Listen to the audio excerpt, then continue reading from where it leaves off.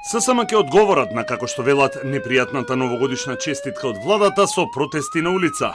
Договор со владата и работодавачите околу минималецот нема и се поизвестно е дека ќе се покачи според постоечката формула за околу 1700 денари и ќе биде, речиси, најнизок во регионот.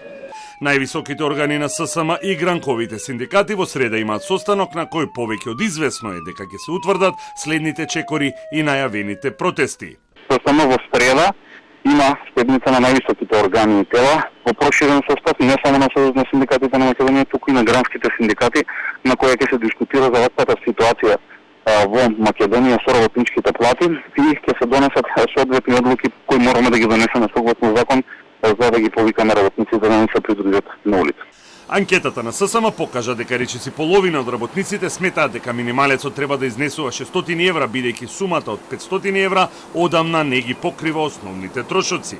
Според анкетата која спроведовме пред крајот на минатата година, работниците во 99,5% се подготвени да излезат и да не поддржат на протестите, фактички да се поддржат самите себе си, затоа што се оставени самите да се сноѓаат и самите да преживуваат, ниту владата, ниту работодавачите водат грижа за нив, а потоа протестите не е исклучено да прераснат и во генерален штрајк, а и не се исклучуваат ниту блокади на главниот град за да се изрази работничкото недоволство. Протестот ќе биде до крајот на овој месец, веројатно ќе биде на почетокот на следната недела по одржувањето на седницата на органите и телата на ССМ.